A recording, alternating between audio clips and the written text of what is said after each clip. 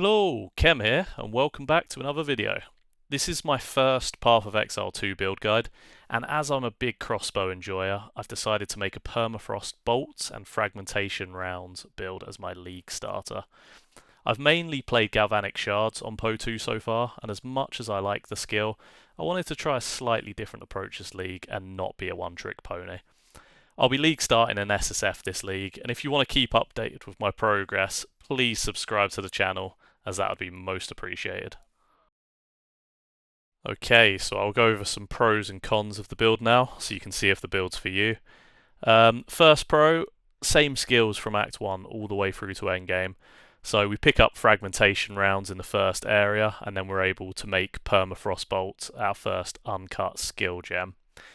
SSF viable, no uniques required. Although unique gear and supports can push the build further, they're not needed to get the build in a good spot.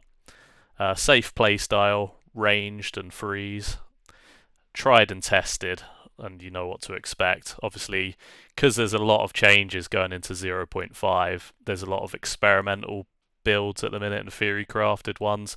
Obviously, this one's been tested pretty thoroughly, and at the point of recording, it's just before the patch notes. I'm hoping there's no nerfs, but if there are, I'll obviously update the description. Okay, so going over some of the cons of the build. It can feel a bit squishy early game before we stack evasion and life. Freeze and cold resistant enemies can be quite painful to deal with, but I haven't found it to be too bad. Crossbow playstyle may feel clunkier than bows to some people, and in terms of scaling DPS, it might not be Uber Boss viable, but we'll have to wait and see on that one.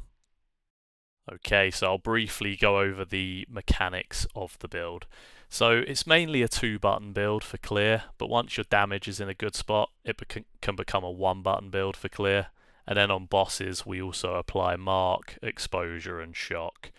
So the build mainly revolves around Permafrost Bolts, and once we stack reload and projectile speed, this really helps to improve the clear. Once enemies are frozen, we can then use Fragmentation Rounds to deal a huge burst of damage. Also, upon using Fragmentation Rounds, it normally procs our Spirit Gem, Shard Scavenger, which allows us to shoot continuously with Permafrost Bolts for multiple seconds after consuming the frozen enemy.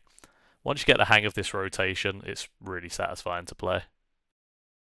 So to improve the quality of life on this build, what we do is firstly toggle on for the weapon to be used in both weapon slot 1 and 2. If you just have one weapon, but at endgame, we'll use a Gemini bow in weapon slot 1 for the additional bolt, and a Desolate crossbow in weapon set 2 for max DPS. Once we do this, we'll assign Permafrost Bolts to weapon set 1 and then Fragmentation Rounds to weapon set 2. We then map the crossbow shot for both weapon sets to our preferred button or mouse configuration, and then all we have to do is load the ammo for each crossbow shot. Doing this saves us a keybind, as we don't have to switch between loading different ammo types. Just note though, when any changes are made to the gem, such as leveling it up or changing supports, you'll need to reload the ammo type. In the gems and links section of the video, I'll go over the other auras and skills which need to be mapped to particular weapon sets. Okay, so which Ascendancy is the best then for 0.5? So as of 0.4, I was all in on Witchhunter. I think after reading the patch notes in 0.5, I'm going to have to do a little bit more research into which one I think is best. I'm still probably leaning towards Witchhunter, because even though it has been nerfed a little bit, which I'll go over in more detail in the patch notes section, I still think it probably is the best all-rounder in terms of having that defensive capability as well. So I'll just quickly go over the 4 labs for Witchhunter, and I'll briefly touch on the other 2 Ascendancies. So for Witchhunter, I'd say the main benefit of this Ascendancy is the Obsessive Rituals and Ceremonial Ablution. Now this one here, Obsessive Rituals, has been nerfed a little, going from 35% less to 50% less, but I'll go over the calculations in the next section, and you'll see it's probably not quite as bad as it sounds. And then for single target, I go into Witchbane and No Mercy. So this will probably be the setup if you're going to be doing bossing and stuff like that. But if you want to be more focused on mapping and just, general gameplay, I think this is probably overkill for, like T15, T16 maps. So what I would probably do is come out of this, go into Pitiless Killer and Zealous Inquisition, and this will give you a pretty good clear setup. So just briefly touching on the other two ascendancies then. So Gemling Legionnaire I'm really intrigued by for 0.5. Obviously they've introduced that new node that gives you additional effects based on quality. So, I'm going to see how that impacts the skills we use, and if it turns out to be really strong, then I might pivot into that. Also, another thing that's quite interesting is on Tactician, you've got this node here, which is Polish That Gear, which gives you deflection rating equal to armor. Because they're changing the way deflection rating works in 0.5, they're changing the calculation for it to scale better at like higher investment. This could actually be a really solid defensive option, and then alongside, stuff like a solid plan, which allows us to run more buffs, because we are a little bit spirit starved on the Witchhunter. This could also be a good option. So, yep, I'll look into the three ascendancies, and what I'll do is probably update the notes section on the video. And yeah, if there's a lot to discuss, I may even release another video on it, but we'll see. Alright, so what changed with the patch notes then? So the main changes are Sorcery Ward, the Ascendancy node, has been changed to grant 50% less armor instead of 35% less, and the amount of evasion granted by items and modifiers has been increased as you get to higher levels. So at level 65 you should have approximately 33% more evasion, tapering down to 15% at level 80 plus. So these kind of offset each other a little bit. So if we use an evasion rating of 15k, which is pretty obtainable, this is how the defensive numbers would look roughly in 0.4 compared to 0.5. So your adjusted evasion rating after taking the Obsessive Rituals Ascendancy node on Witchhunter would go down to 9,750, which would mean your Sorcery Ward shield would be 2,925.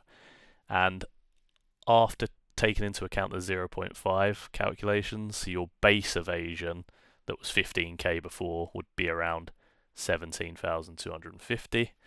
But you get the 50% debuff, which brings your adjusted down to 8,625, which in turn gives you 2,588 Sorcery Ward shield. So looking at this, your evasion and Sorcery Ward shield under, I'd say, a worst case scenario will be about 11% less than 0.4.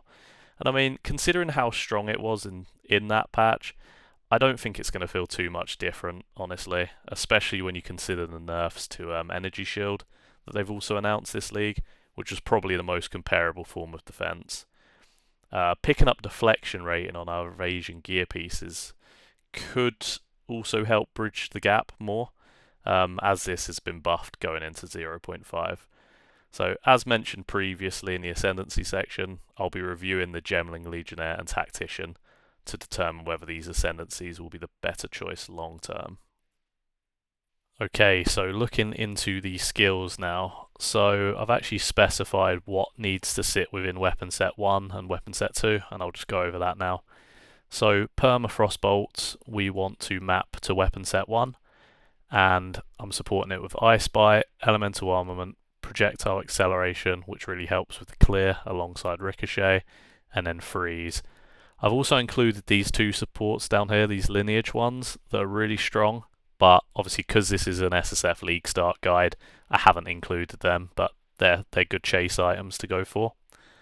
So moving on to weapon set 2 then, we've got Fragmentation Rounds, along with Concentrated Area, Elemental Armament, Rage Forged, LE Focus, and Deliberation. Now, The order that I've listed the supports in is, in my opinion, the correct order to take them. So obviously, if you were to get, say, one of these supports down here, I would drop Deliberation. Freezing Mark, we also want that map to weapon set 2 because of the synergy with the skill tree. So here, obviously, we've got things like increased mark and increased skill effect duration. So we want Freezing Mark on weapon set 2 along with these supports. And the same with Thunderstorm for the exact same reason. One more note with Freezing Mark. For some reason, I couldn't get Eternal Mark in here. I guess it's just not supported by POB or something, so I've just got it in the description. Okay, so when it comes to your auras that you're running on this build, it's going to be really dependent on how much spirit you've got.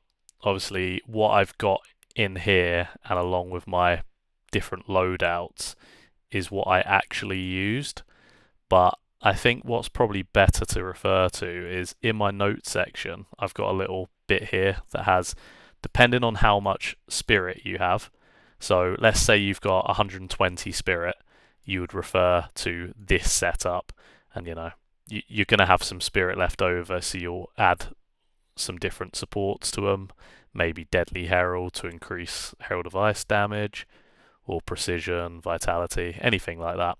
So I guess ideally what you want is if you have the 160 plus spirit setup, you have Herald of Ice and Wind Dancer on both weapon sets, and then you have Eternal Rage on weapon set 1, and then Shard Scavenger and Berserk on weapon set 2. Now, in terms of what are the best supports for those, I would just refer to my red maps skill setup, where I've got what I've used as supports with those skills. Okay, so looking over my current gear set then from my practice run, this is more of a showcase actually to show that the gear doesn't need to be too high of a level for this build to be effective. I mean, a lot of this gear can be improved, so what I'll do is I'll show you what I'm currently using and just kind of tell you how they could be better. So this twin crossbow in weapon set 1, the main reason I'm using this is because it has the loads and additional bolt, which just makes clear that much smoother than other bases. I'm using a twin crossbow, but ideally what you would want here is a Gemini crossbow, which is essentially just the higher level version of this.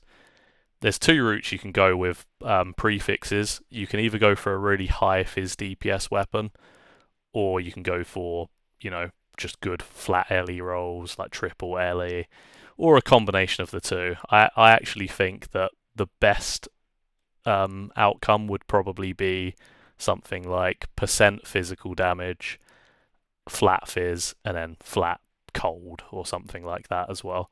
Or a really good tier hybrid percent, but yeah. And then with suffixes, you just want stuff like plus levels, which may be adjusted in 0.5 because I'm still waiting on patch notes at the point of recording, and then stuff like attack speed, crit, attributes, whatever else.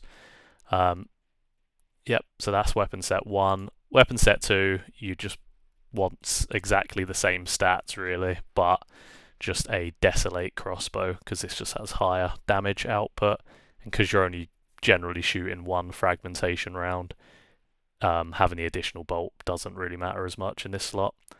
If you have one weapon that's just really good though, I would probably just map this weapon to both weapon set 1 and 2. Helmet, you just want strong evasion here because evasion equals life with sorcery ward, and then obviously just reses and stuff like that.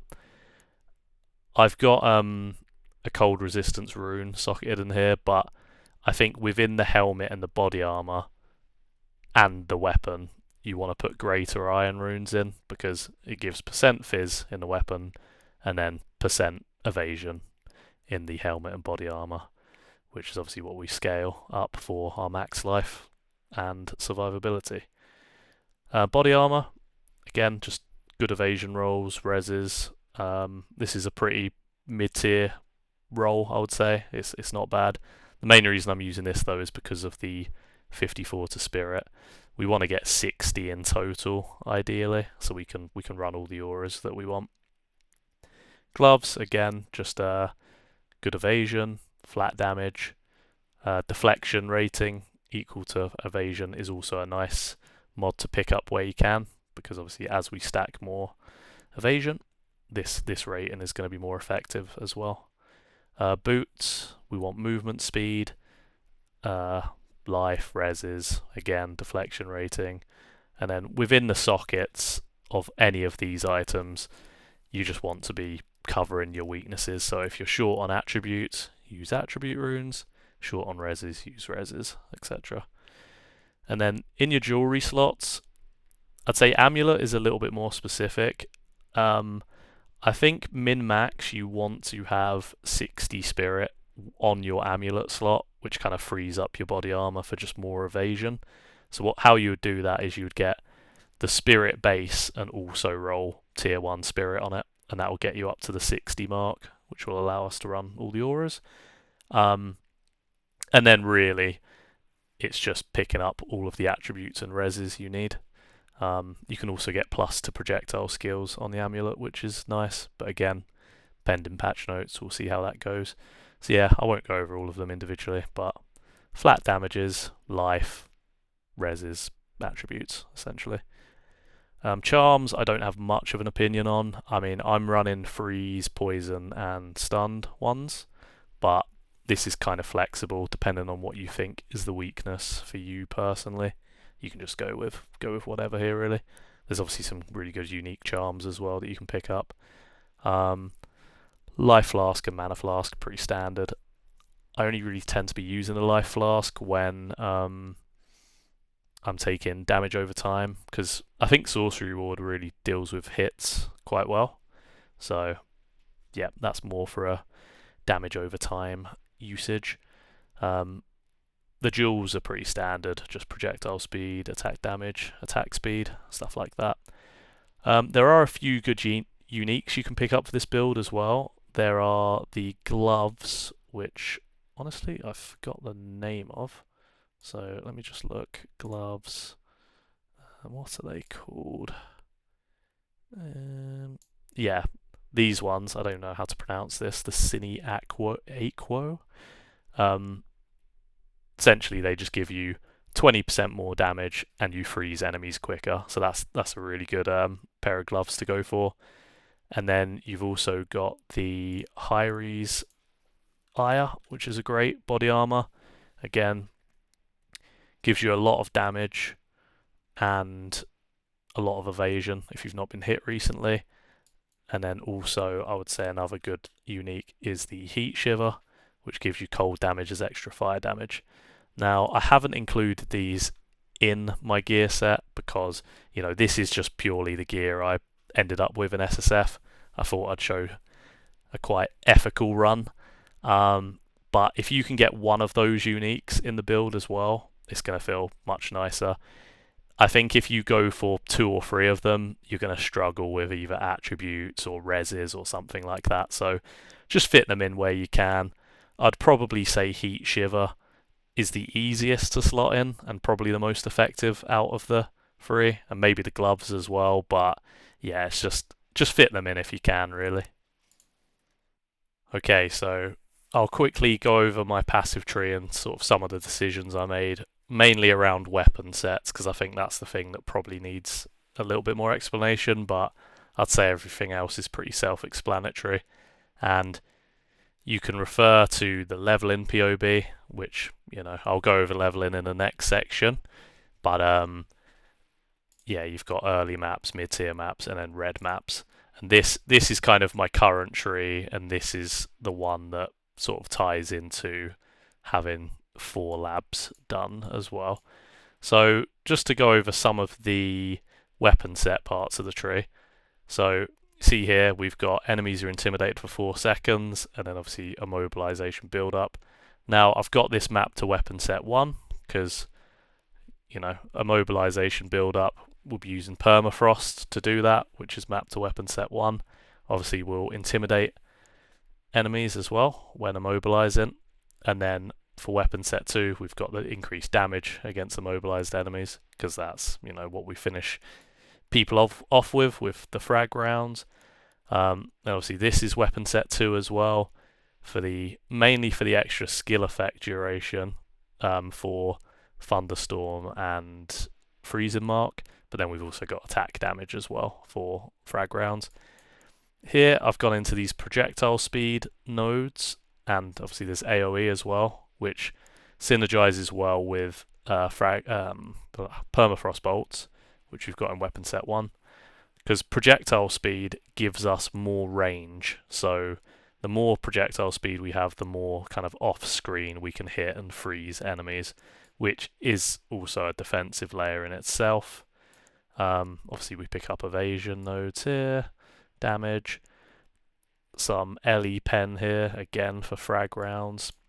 Now down here we've got all of these reload speed ones here, and essentially crossbow quality of life is just on weapon set 1, because again, frag rounds, we don't really need much reload speed or attack speed or anything like that, and that's why we also have attack speed stuff allocated to weapon set 1. These nodes here, increased effect of your mark skills, obviously because we use Freezing Mark on weapon set 2, that's why we have this mapped to there.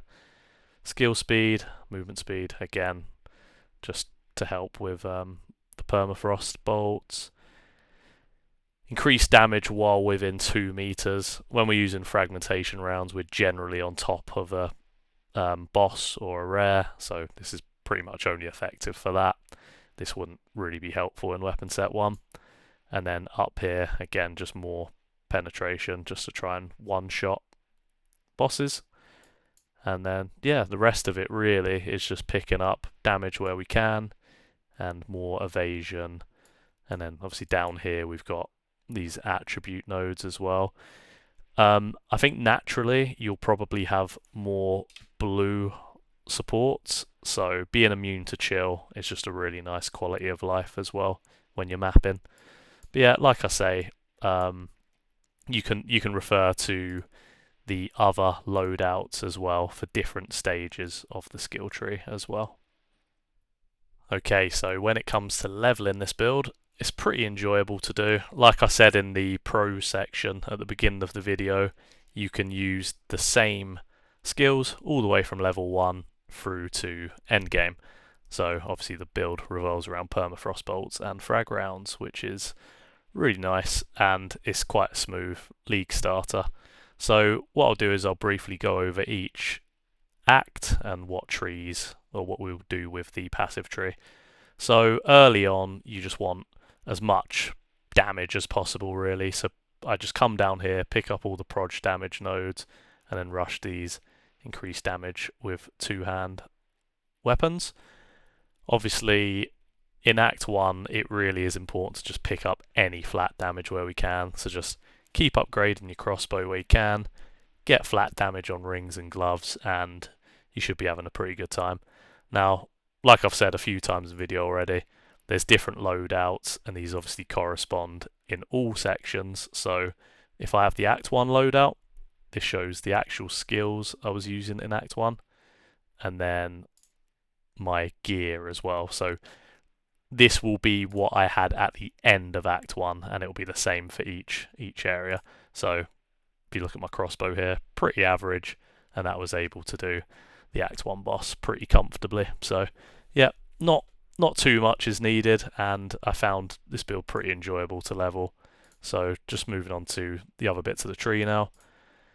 Act 2, I would say by the end of Act 2, this is when the build starts feeling a lot nicer, because you have the crossbow reload speed nodes here, and then obviously this bit down here as well.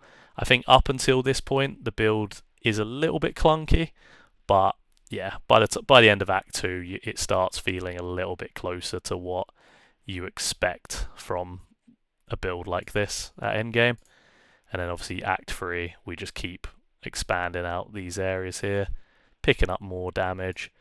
And then Act 4, we come up here, really just picking up more damage. So all the way through the campaign, we're focusing on damage. And then really coming into maps, I have this tree swap here, which kind of utilizes weapon sets. I didn't really, because I'm a bit lazy with the campaign in terms of dealing with weapon sets, all the way up until this interlude tree, I haven't used any at all. So I just figured, I won't worry about weapon sets until endgame.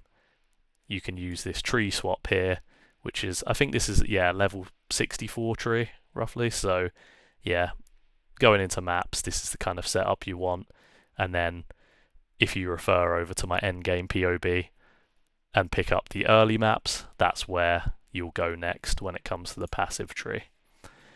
In terms of like skills and stuff like that, so if you look at Act 1, I think the order that I have the supports in here will be your priority. So in terms of which support gems to use first, I would always prioritize Permafrost Bolts, then Fragmentation Rounds, then Herald of Ice, and after that it's kind of personal preference, but I would say it's important to get Permafrost Bolts up and running as quick as possible. So 4 link, 5 link that first, then frag rounds, then whatever else really. Okay, so you've come to the end of the video. Thanks for watching. Keep an eye on the description of the video as I'll be providing updated POB links and notes. I'm trying to push to 100 subs, so any support for the channel would be amazing. If you have any questions about anything relating to the build, please don't hesitate to drop a comment and I'll get back to you. Good luck with League Start, and I'll see you on the next one.